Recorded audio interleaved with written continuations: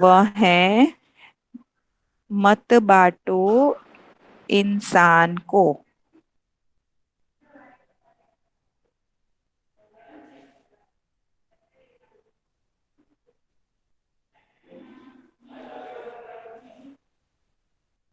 तो ये हमारा तीसरा लेसन है। ओके, और ये जो हमारा लेसन है इसमें कवि जो है हमारे विनय महाजन जी, हमारे कवि का नाम है विनय महाजन। उन्होंने इंसान के बारे में बात की है, इंसानों की भावनाओं के बारे में बात की है। और इसके साथ साथ उन्होंने प्रकृति के तत्वों के बारे में भी यहाँ कुछ बात की है। और कविता के द्वारा विनय महाजन जी जो हैं वो मनुष्य को सीख देना चाहते हैं। तो क्या सीख देना चाहते हैं? तो पहले तो वो ये सीख देना चाहते हैं कि मनुष्य को मिलजुल कर रहना चाहिए। राइट, ऐसी सीख वे उन्हें देना चाहते हैं। अब इतना मैंने आपको बताया कविता के बारे में। राइट, अब मैं आपको एक चित्र दिखाती हूँ, उसके ऊपर से आप बताइए कि आपको क्या समझ में आ रहा है। चलिए, इसके ऊपर से आप क्या समझना चाहते हैं, क्या समझे आप इसमें थोड़ा? बताओ। बताओ। इसमें बोल रहे हैं कि आप लोग भगवान को भी अलग करते हैं, सब लोग को सब अलग कर दिया। अब इंसान आप लोग आपस में मत अलग होना। ओके, आपने कहाँ से देखा ये आंसर? मिस मैंने टेक्स्ट बुक में कविता पहले पढ़ ली थी इसलिए। और कविता समझ में आ गई आपको? थोड़ी थोड़ी आ गई। और कोई? और कोई बताना चाहेगा इसका मतलब? इसका आंसर इन्होंने जो कहा वो सही है कि नहीं है? हाँ मिस सही है। हाँ मिस कैसे सही पता? है। कैसे पता? चित्र में तो मुझे ऐसा कुछ लिखा हुआ नहीं लग रहा। क्या दिख इस रहा, क्या कभी क्या रहा है? कभी चित्र दिख में क्या रहा कुछ है? होना, चित्र में कुछ होता है और किसी को दिखाई नहीं देता पर समझ में सब कुछ आता है, वैसा पर है मैं तो यहाँ। ये पूछ रही हूँ कि चित्र में क्या दिखाई दे रहा है। मैंने सीधा ही पूछा है।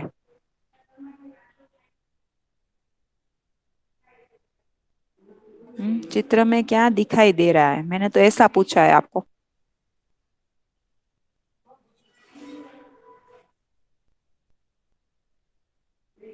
कुछ दिखाई नहीं दे रहा है लेकिन समझ आ रहा है। वेरी गुड, मुझे तो दिखाई दे रहा है चित्र में।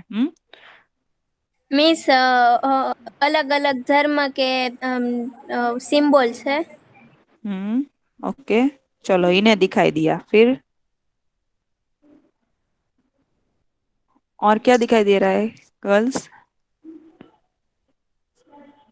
अलग अलग धर्म के चिन्ह है और ऊपर से हाथ लंबा हम्म है।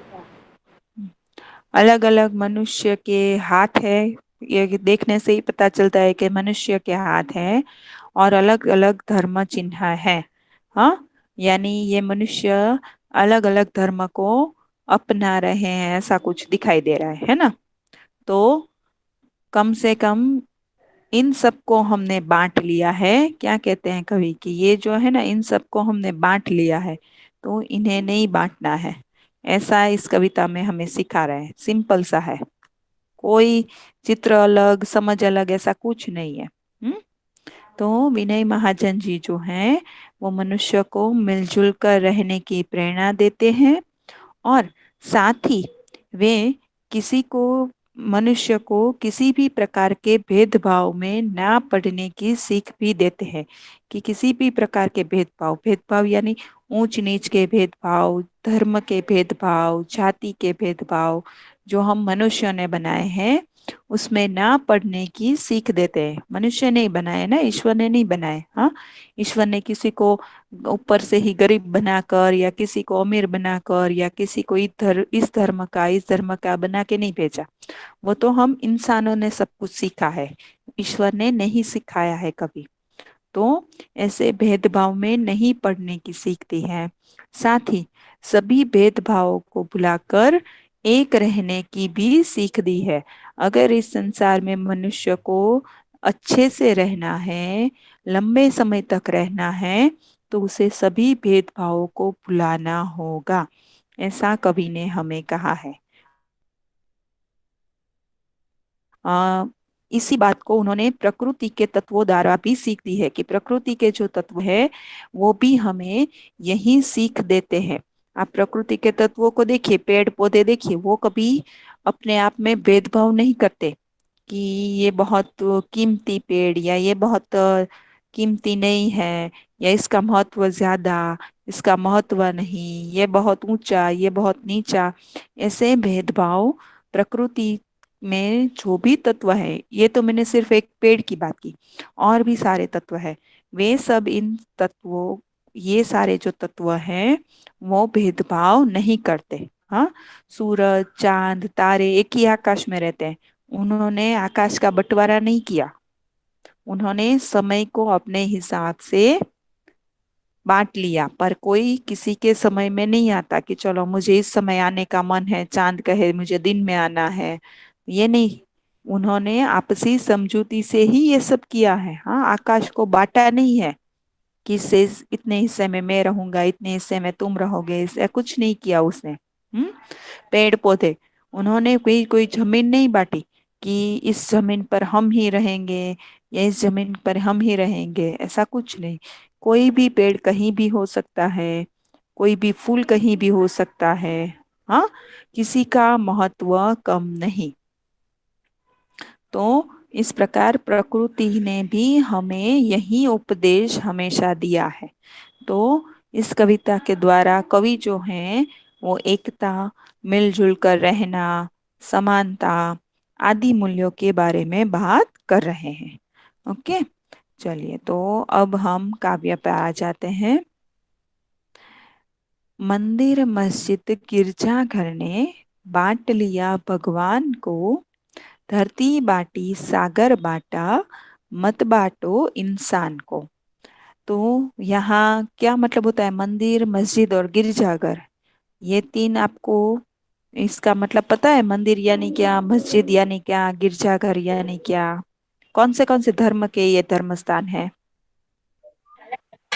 मंदिर हिंदू धर्म के, मस्जिद मुस्लिम के और गिरजाघर का नहीं पता। क्रिस्ती। ख्रिस्ती मतलब? नहीं, मैं सिख। सिख? फिर और भी कोई है? कुछ और भी कहना हो, अभी भी किसी के पास आंसर हो?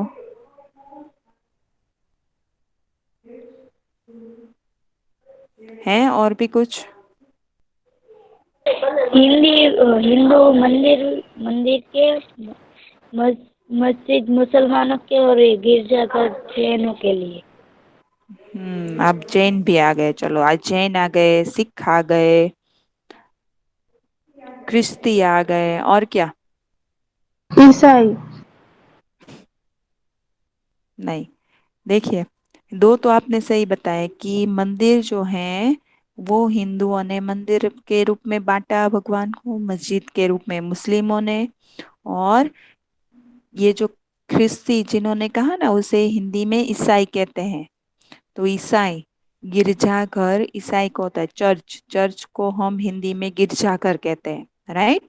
तो मंदिर मस्जिद और गिरजाघर के रूप में इंसान ने भगवान को बांट लिया है। देखिए, ईश्वर ने कभी नहीं कहा कि मैं इस धर्म का हूँ या मैं इस धर्म का हूँ या मैं इस धर्म का हूँ, ऐसा इंसान ने नहीं कहा। सॉरी, भगवान ने नहीं कहा, ये तो हम इंसानों ने कहा है। हाँ, अगर हिंदू प्रार्थना करते हैं तो वो भी हाथ जोड़कर ईश्वर से ऊपर की ओर देख के ही प्रार्थना करते हैं। मुस्लिम भी अपने हाथ जो हैं वो ऊपर की तरफ ही फैलाते हैं और ऊपर ही ईश्वर को देखते हैं। इसी प्रकार ईसाई भी अपने हाथ जो हैं वो ऊपर वाले के सामने फैलाते हैं। सभी ने अपने ईश्वर को ऊंचा स्थान दिया है, खुद से ऊंचा स्थान दिया है। हाँ, सभी इंसान समझते हैं कि ऊपर वाला जो है उसे आप ईश्वर नाम दे दो या खुदा नाम दे दो, कोई भी नाम दे दो, वो जो है वही एक ऐसा है जो हम इंसानों की तकलीफें दूर कर सकता है, हमें अच्छे से रहने की सुविधा दे सकता है, हम कैसे अच्छे से रहे ये कर सकता है। ये दुनिया चलाने वाला ये ऊपर वाला ही है। बस हमने इसे अलग नाम दिया, या ईश्वर दिया, या खुदा दिया, या कुछ और। इस प्रकार हमने इंसानों ने नाम दिया। ईश्वर ने कभी खुद को बांटा नहीं था, ये तो इंसान ने बांटा है। इसीलिए कवि कहते हैं कि आपने, मनुष्य को कहते हैं कि आपने मंदिर, मस्जिद और गिरजाघर के रूप में ईश्वर को तो बांट लिया, आपने धरती और सागर को भी बांट लिया है। अब धरती और सागर को कैसे बांटा? अ,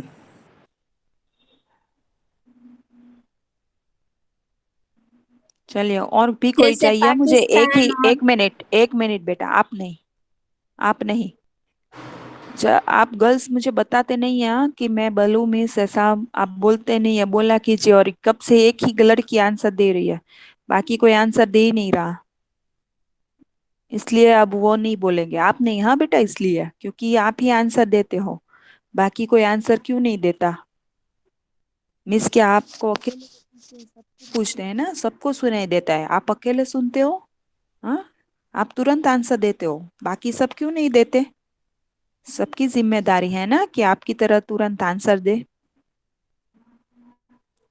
चलिए, वो तो देते ही हैं आंसर, चलिए वो तो देंगे ही अभी। पर मुझे आप में से बाकी सबके सुनने हैं आंसर, बताइए। चलिए, धरती और सागर को कैसे बांटा?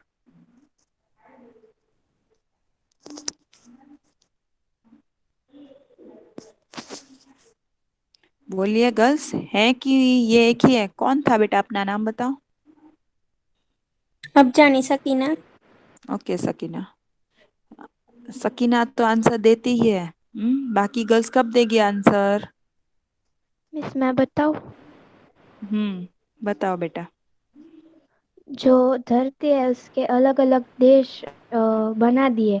ये भारत, हम्म ये इंग्लैंड, ऐसे सब अलग अलग देश बना हम्म दिए, धरती को बांट हम्म लिया। और सागर हम्म को भी अलग अलग नाम दे दिए, हिंद महासागर, हम्म पैसिफिक महासागर जैसे, तो उसको भी बांट लिया। Good, very good. देखो, आते हैं ना आंसर सभी को, तो बोला करो। सही कहा कि आज इंसान ने धरती, ये आकाश, ये पानी सबको बांट लिया है एक देश के रूप में। ये मेरा देश, ये तुम्हारा देश, ये उसका देश। हाँ, धरती तो सब समान ही थी। मनुष्य ने उसमें बीच में या तो दीवार बना दी, या फेंसिंग कर दी तार बांध के। इतनी जमीन यहाँ तक की हमारी, यहाँ से बात की तुम्हारी, इस प्रकार मनुष्य ने ये धरती को बांटा है। ईश्वर ने बांट के नहीं भेजा था, अलग अलग देश ईश्वर ने नहीं बनाए थे। ईश्वर ने तो धरती बनाई थी और उसके ऊपर मनुष्य बनाया था। और मनुष्य को, इस दुनिया को खूबसूरत बनाने के लिए इतना परफेक्ट बनाया था, इतना बुद्धिशाली बनाया था। देखिए, कोई जीव ऐसा नहीं है मनुष्य के सिवा जिसमें इतनी सारी खूबियां हो। हम्म वो आराम से अपने काम खुद कर सकता है, उसके पास बुद्धि है जिससे वो नए नए निर्माण कर सकता है ना। पर इतनी सुविधा तो मनुष्य के अलावा किसी भी जीव ने नहीं दी, प्राणी को भी नहीं दी, पशु पक्षी किसी को नहीं दी, सिर्फ इंसान को दी। तो इंसान को इस धरती को स्वर्ग बनाने के लिए भेजा था, पर इंसान ने तो क्या कर दिया, इन सबको बांट दिया। इस धरती को, ईश्वर की बनाई धरती को बांट दिया। पानी, जिसका कोई कलर नहीं है, एक ही कलर है, सभी पानी पीते हैं, कोई भी देश हो पानी पीता है, पर फिर भी उसे भी बांट लिया है। तो भगवान को बांट लिया, इस धरती और सागर को देशों के रूप में बांट लिया। अब कम से कम इंसान को मत बांटो, ऐसा कवि कहते हैं। हाँ, इंसान के अंदर की भावनाएं हैं, उसे तो एक दूसरे के साथ हिल मिल कर रहने दो, ऐसा कवि हमें कहते हैं। ठीक है, मंदिर, मस्जिद, गिरजाघर ने बांट लिया इंसान को। फिर क्या कहते हैं कवि, कि अभी राह तो शुरू हुई है, मंजिल बैठी दूर है, उजियाला महलों में बंदी, हर दीपक मजबूर है। क्या कहा है कि अभी तो हमारी प्रगति करने की राह जो है वो शुरू हुई है, अभी हमने मंजिल प्राप्त नहीं की। हाँ, अभी हमने मंजिल प्राप्त नहीं की, अभी तो हमने प्रगति करना शुरू किया है, अभी हमने मंजिल नहीं प्राप्त की। उजियाला महलों में बंदी, हर दीपक मजबूर है। अभी तो प्रकाश सिर्फ महलों में ही है। हम्म, सिर्फ महलों में ही प्रकाश है। आज भी कई गरीब लोग ऐसे हैं जिनके घर में एक दिया भी नहीं है। अब आप कहेंगे एक दिया कैसे नहीं हो सकता मिस? हाँ, हो सकता है बेटा। ऐसे कई घर हैं जहाँ शाम को अंधेरा हो जाए फिर दीपक जलाने तक की सुविधा नहीं होती। अब एक दिया जलाने के लिए कुछ तो चाहिए ना, तेल चाहिए, कुछ तो चाहिए ना, केरोसिन वगैरह कुछ तो चाहिए ना। हम्म पर उतना भी उनके पास नहीं होता कि वो एक दिया तक जला सके अपने झोपड़ी में। और महलों में तो प्रकाश ही प्रकाश होता है, कई सारे दिए एक साथ जल सकते हैं। हम्म तो ये बात जो है वो कवि ने यहाँ कही है कि अभी तो हमने प्रगति करना शुरू की, अभी हमें मंजिल कहाँ मिली? मंजिल कब मिलेगी? जब सब मनुष्य समान होंगे, कोई अमीर गरीब नहीं होगा, तब। अभी तो सिर्फ महलों में जो है वो उजाला बंद है। और आज भी कई घर ऐसे हैं जहाँ एक दिया तक मुश्किल है। राइट? तो इसीलिए कवि कहते हैं कि अभी तो हमने, मनुष्य ने अपनी मंजिल प्राप्त नहीं की, हासिल नहीं की। यहाँ तक समझ में आया? हाँ मिस। हाँ बाकी मिस। गर्ल्स, दो गर्ल्स, यस मैम। तीन। Yes ma'am. Yes ma'am. Okay. Yes समझ में आ गई। ओके, चलो लास्ट में जो बोले ना यस, वो मुझे समझाइए इसका अर्थ क्या होता है। चलिए, यहाँ तक हमने जो किया उसका अर्थ समझाइए।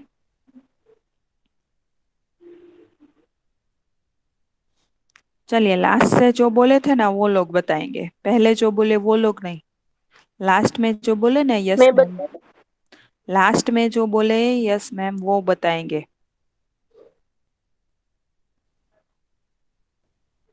चलिए, कौन थे? गर्ल्स, आपको सुनाई मैं दे रहा है? हाँ, मिस मैं समझ आऊँ। नाम बताओ। समा 73 ओके, बोल। हाँ समा बोलो, चलो। मंदिर मस्जिद गिरजा घर में बांट लिया भगवान को। हाँ। यानी कि भगवान को इंसान ने बांट दिया, जैसे इंसान भी अब बढ़ गए, कोक हिंदू है तो कोक मुसलमान है, ऐसे बांट लिया। इंसान इंसान आपस में बांट लिया और भगवान को भी आपस में सबने बांट लिया। धरती वेरी गुड। बांटी सागर बांटा, मत बांटो इंसान को।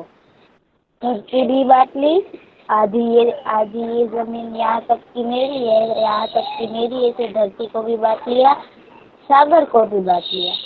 गंगा वाला हिंदू का तो वहाँ पर कोई मुसलमान जा नहीं सकता है, ऐसा।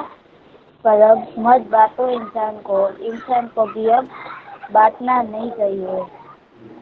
नहीं, अभी पूरी तरह मनुष्य ने इंसान को एक दूसरे से बांटा नहीं है। अभी पूरी तरह ये कोई नहीं कह सकता, कहता कि तुम यहाँ मत जाओ या तुम वहां मत जाओ, तुम इस जगह मत जाओ, ऐसा अभी पूरी तरह कोई किसी को नहीं कहता। अभी भी इंसानियत है। हाँ, हिंदू भी जाते हैं, गिरजाघर में जाते हैं या तो मस्जिद में जाते हैं। वैसे ही मुस्लिम जो हैं वो भी कहीं भी जा सकते हैं, या ईसाई जो हैं वो भी कहीं भी जा सकते हैं। राइट? तो अभी पूरी तरह इंसानियत नहीं बटी, इसीलिए बट जाए इससे पहले ही कवि ने कहा है कि सब कुछ तुमने बांट लिया, ईश्वर को बांट लिया, धरती सागर को बांट लिया, तो अब इंसानों को मत बांटो। ओके, अब उसके बाद क्या समझाना चाहा है?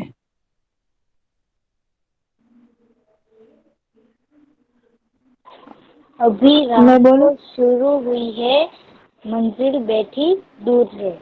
यानी कि हाँ, अभी तो शुरुआत हुई है बांटने की, मंजिल बहुत दूर है, अभी मंजिल बहुत ही दूर है। चलिए अब। मैं बताऊं? हाँ, बताओ।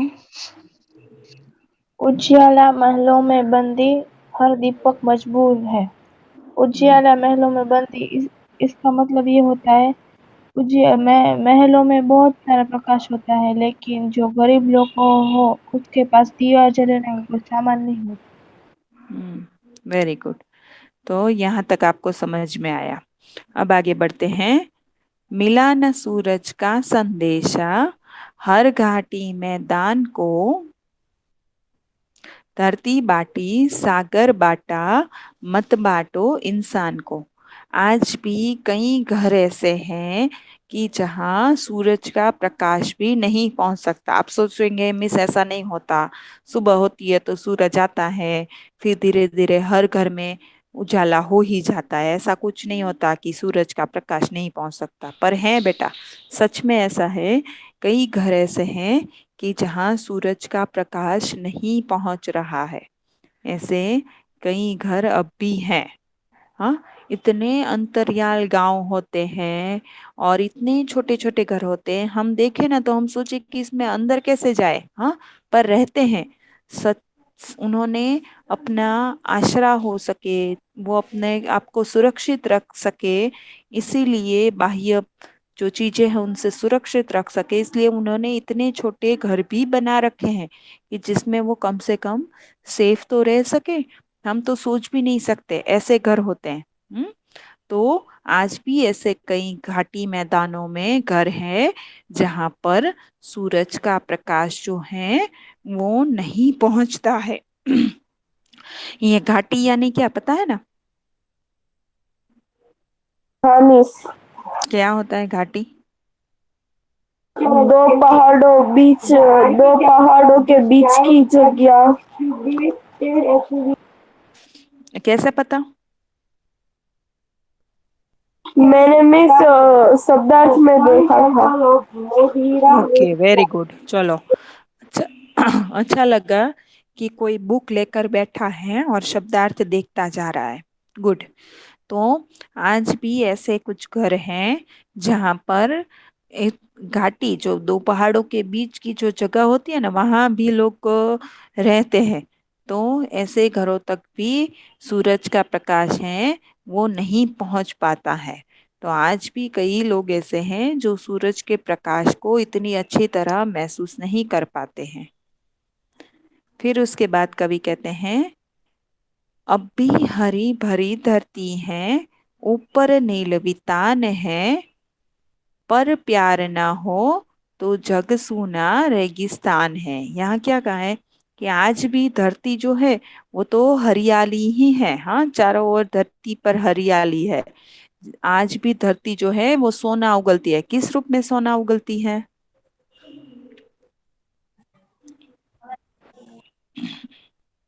धरती कैसे सोना देती है हमें? धरती में जब जब हम अनाज धरती उगता को है तो खोदते सोना हैं, ही होता है। हम्म। फिर? हम धरती को जब वो हमें खोदते हैं तो जीवन देती है। हम्म। समझ में नहीं आया बेटा?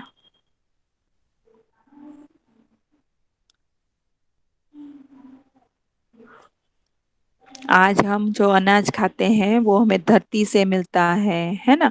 जो पानी पीते हैं वो हमें धरती से मिलता है। इसके अलावा और भी बहुत कुछ धरती हमें देती है। तो इसलिए कहा है कि धरती तो आज भी हरी भरी है, वर्षों से ऐसी ही है धरती, है ना?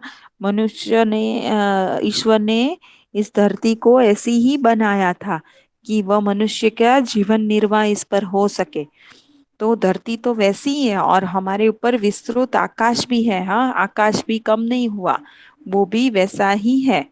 पर सब कुछ होने के बावजूद अगर लोगों के बीच प्यार नहीं होगा तो ये दुनिया जो है, जग यानी दुनिया, ये एक रेगिस्तान जैसा है। अब देखिए, रेगिस्तान आपको पता है कैसा होता है? सूखा प्रदेश। हाँ, ना पानी मिलता है आसानी से, ना खाना, ना कुछ। हाँ, रेगिस्तान एक ऐसी जगह है, रण प्रदेश, जहाँ आप एक आध बार दो बार तो घूमने जा सकते हैं, पर बार बार हर साल ऐसा मन नहीं होता कि चलो रेगिस्तान घूमने चले। क्या पसंद आता है हमें? हिल स्टेशन पसंद आता है, जहाँ हरियाली हो, ऐसी जगह पसंद आती है हमें, है ना? किसी को रेगिस्तान बार बार घूमने जाना नहीं होता है। तो इसीलिए कहा है कि अगर लोगों के बीच प्रेम नहीं होगा आपस में, तो ये दुनिया जो है वो एक रेगिस्तान जैसी होगी। आप ही सोचिए, देखिए, अगर कोई किसी से बात ही नहीं करता, तो इंसान किसी भी इंसान से बात नहीं करता तो कैसा लगता? अच्छा लगता? नहीं लगता ना। आप लोग आप लोग स्कूल में जब आते हो, हाँ, तब क्लास में जब बैठते हैं, हाँ, और गर्ल्स को एक दूसरे के साथ दोस्ती ही ना हो, फ्रेंडशिप ना हो, और कोई किसी से बात ही ना करता हो, तो आपको पढ़ना अच्छा लगता? नहीं मिस। है ना। अभी तो क्या है कि अभी देखिए, ये जो माहौल अभी चल रहा है जिसके कारण आप स्कूल नहीं आ पा रहे हैं, घर पे हैं, तो भी आपको अच्छा नहीं लगता ना कि भाई हाँ, स्कूल में बहुत मजा आता है, पढ़ाई तो होती है, साथ में अपनी दोस्त भी सारी मिल जाती हैं, उनके साथ बैठ के आप नाश्ता करते हो, हाँ, फिर खेलते हो, सारी एक्टिविटीज करते हो, तो कितना अच्छा लगता है। कब? क्योंकि आपस में आपके बीच स्नेह है, प्रेम है, भाईचारा है, इसलिए, है ना। तो अगर लोगों के बीच आज हमारे पास सब कुछ है, ऐसा कुछ नहीं कि हमारे पास नहीं है, हाँ, ऊपर पूरा आकाश है विस्तृत, इतनी बड़ी धरती है, पर लोगों के बीच प्रेम नहीं होगा, आपस में भाईचारा नहीं होगा, तो ये धरती जो है वो एक रेगिस्तान के समान है। इसलिए कवि कहते हैं मनुष्य को कि भाईचारे से रहो, आपस में मिलजुल कर रहो। इतना समझ में आया? जी। तो आगे बढ़े यस ना। Miss. Yes. Yes miss. Hmm. हाँ, आगे यस कहते मिस। हैं, अब यस मिस। अभी प्यार का जल देना है हर प्यासी चट्टान को,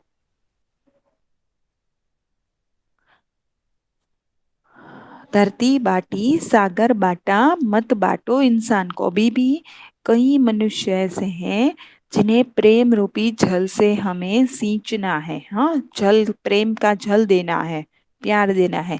देखिए, हमारे पास सब कुछ है, मम्मी पापा, भाई बहन, दोस्त, हाँ, सब कुछ है हमारे पास, कई सारे रिश्तेदार, कितना कुछ है हमारे पास, सभी से आपको प्रेम मिलता है। पर आज भी दुनिया में कुछ इंसान ऐसे हैं जिनके पास इनमें से बहुत कुछ नहीं है। हम्म। आप अनाथ आश्रम के बालकों को देखिए, वृद्धाश्रम में देखिए, अंध उद्योग केंद्र जो होते हैं वहां देखिए, उन्हें प्रेम की जरूरत होती है, उन्हें चीजों की में इतना इंटरेस्ट नहीं होता, कि महंगी महंगी चीजें चाहिए, ऐसा नहीं, उन्हें प्रेम में इंटरेस्ट होता है। आप उनके साथ कभी थोड़ा सा भी समय बिताएंगे ना, अनाथ आश्रम के जो बालक होते हैं, उनका कुछ नहीं होता, पता है ना अनाथ आश्रम मतलब क्या? जिनके माता पिता नहीं होता, कोई सगा संबंधी नहीं होता, ऐसे बालक वहां रहते हैं, हाँ। तो उन्होंने कभी नहीं देखा कि माँ का प्रेम क्या होता है, भाई बहन के साथ झगड़ा कैसा होता है, फिर आपस में एक दूसरे का साथ देना, हाँ, वो कैसा होता है, उन्होंने नहीं देखा। तो उन्हें तो अभी प्रेम की जरूरत है, इसीलिए कहा है कि अभी प्यार का जल देना है हर प्यासी चट्टान को। आज भी कई लोग ऐसे हैं जिन्हें प्रेम की जरूरत है। आपको कभी मौका मिले ना, तो आप कोशिश कीजिएगा कि मम्मी पापा के साथ वृद्धाश्रम है या अनाथ आश्रम है, आप जा सके, हाँ, और हो सके ना, तो हो सके तो, जरूरी नहीं है, पर हो सके तो उनके लिए कुछ ना कुछ लेकर जाइएगा, या तो चॉकलेट्स हैं या कुछ ऐसा लेके जाने की कोशिश कीजिएगा, हाँ, वो बहुत खुश हो जाएंगे। अनाथ आश्रम जाए तब आपके पास पुराने खिलौने आपके होंगे ना जो आप नहीं खेलते, अगर वो भी ले जाके आप उन्हें देंगे ना, तो भी वो बहुत खुश खुश हो जाएंगे, जैसे उन्हें नया मिला हो। और कुछ समय उनके साथ बिताइएगा, बहुत सुकून मिलेगा। तो अभी इसीलिए कवि कहते हैं कि ऐसे कई लोग हैं दुनिया में जिन्हें प्रेम रूपी जल की आवश्यकता है। साथ उठे सब तो पहरा हो सूरज का हर द्वार पर। अगर सब साथ मिलकर ये कार्य करेंगे, यानी सब मिलजुल कर रहेंगे, तो ऐसा कोई घर नहीं होगा जहां सूरज का प्रकाश नहीं पहुंचेगा। मतलब कि कोई ऐसा नहीं होगा कि बहुत ज्यादा अमीर है और कोई बहुत ज्यादा गरीब है, ऐसा नहीं होगा। अगर मनुष्य मिलजुल कर रहे, सब एक दूसरे का साथ दे, सब एक दूसरे को आगे बढ़ने में मदद करे, तो सभी मनुष्य एक समान होंगे। फिर किसी के घर में उजाला ही उजाला और किसी के घर में बिल्कुल उजाला ना हो, ऐसा नहीं होगा। इसलिए कहा है कि साथ उठे सब, यानी सभी मनुष्य साथ मिल जाए तो हर जो घर है वहां पर, हर घर के द्वार पर सूरज का पहरा होगा, यानी सूरज का प्रकाश, सुरक्षा, सूरज पहरा यानी सुरक्षा। तो सूरज की रखवाली वहां तक भी पहुंच जाएगी। पर उसके लिए क्या जरूरी है? इंसानों के बीच भाईचारा होना, एक दूसरे का सहयोग करना, साथ लेकर आगे बढ़ना। हम्म? पर आज मनुष्य तो कौन सी बातों में पड़ गया है। हाँ, हम अमीर वो गरीब, हम उन्हें बोल उसके साथ बात नहीं कर सकते। हाँ, ये उस धर्म का वो उस धर्म का, इन सब बातों में पड़ गया है मनुष्य। वो आपके जैसा मनुष्य ही है, उसमें कोई फर्क नहीं।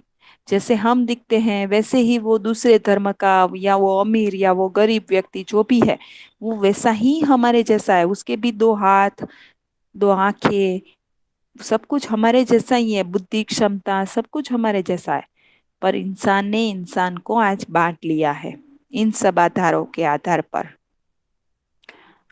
हर उदास आंगन का हक हो खिलती हुई बहार पर। अगर सभी साथ मिलकर एक दूसरे को सहारा देंगे तो हर द्वार पर सूरज का प्रकाश होगा, और हर उदास आंगन यानी हर उदास जो चेहरा है, यानी गरीब है या किसी के पास कुछ नहीं है, तो उनके चेहरों पर भी मुस्कान होगी, क्योंकि उन्हें भी कुछ ना कुछ मिलेगा ना। तो उनके चेहरों पर भी उनकी उदासी भी दूर होगी, और उनके चेहरों पर भी खुशी दिखाई देगी। क्लियर यहाँ तक? हाँ मिस। हम्म।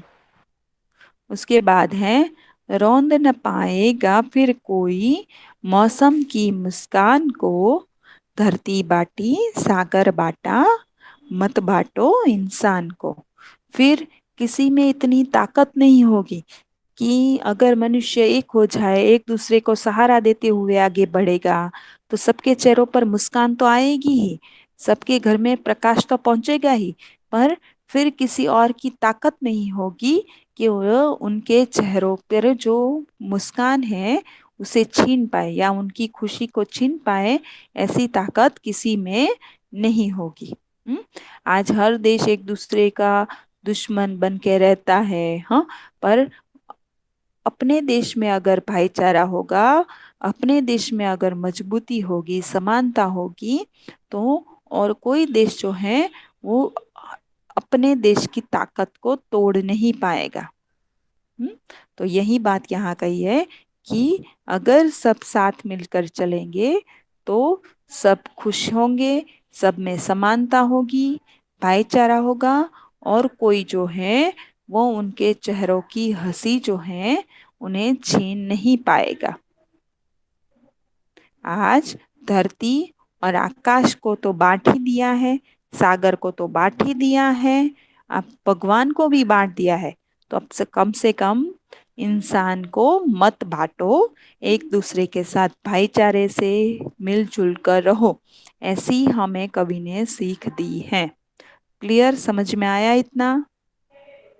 हाँ miss. Yes miss. Yes ma'am. लगे। ओके। इसमें अगर आपको कुछ पूछना हो तो आप पूछ सकते हैं, वरना हम ये काव्य हमारा कंप्लीट होगा। ओके, आप देखते जाइए, मैं स्लाइड मिस बदल ये रही हूँ। एक मिनट बेटा, मैं बात कर लूँ। मैं स्लाइड बदल रही हूँ, आप देखते जाइए। अगर कोई पंक्ति या कोई शब्द समझ में नहीं आता तो पूछ लीजिए, ठीक है? अब बोलो बेटा, क्या पूछ रहे थे? ये आपने ये वाली स्लाइड रखी है, वो उसमें रोंद न वाली पंक्ति है, वो रोंद न पाएगा फिर कोई मौसम की मुस्कान को, इसमें रोंद शब्द का अर्थ क्या होगा? रौंदना यानी कुचलना।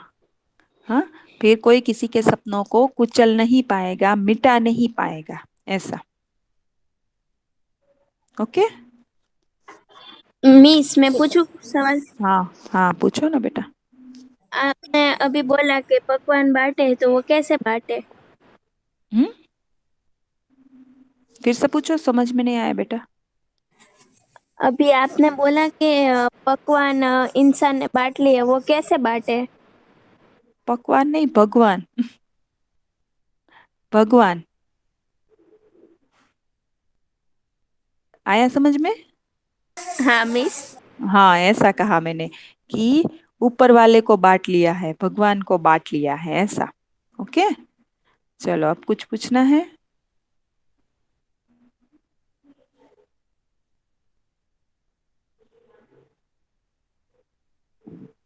और कुछ पूछना है बेटा आप लोगों को? No ma'am. मिस नहीं मिस। लगती थी वो समझाना। अब क्या भी बेटा? हरी अब भी हरी हरी भरी धरती है, ऊपर नील विटा है, वो समझाना। ओके। हाँ। अब भी हरी भरी धरती है, ऊपर नीलवितान है, पर ना प्यार हो तो जग सूना जलता रेगिस्तान है। मतलब कि आज भी धरती तो वैसी ही है। हाँ, जैसे ईश्वर ने बना के, ऊपर वाले ने बनाई थी मनुष्य के रहने लायक, जहाँ से मनुष्य अपनी जरूरतें पूरी कर सके, या यानी कि अन्न पानी की। तो आज भी वो तो वैसी ही है। वो हमें ये सब देती है, हजारों साल पहले देती थी, वैसे भी आज भी देती है। और आज भी हमारे ऊपर हमारी सुरक्षा के लिए, जैसे घर के बाहर दरवाजा होता है ना सुरक्षा के लिए, वैसे हमारे ऊपर विस्तृत आकाश है, वो भी वैसा ही है। पर अगर लोगों के बीच एक दूसरे में प्यार नहीं होगा, तो ये कितनी भी हरियाली हो इस धरती पर, वो एक रेगिस्तान जैसा हमें महसूस होगा। क्लियर? और मिस यस मिस। मिस तान का मतलब क्या होगा? क्या? वितान। वितान यानी अवकाश, आकाश, विस्तार। Okay miss. चलिए, तो अब हम मिट में मिले सीधा। Yes miss. ओके।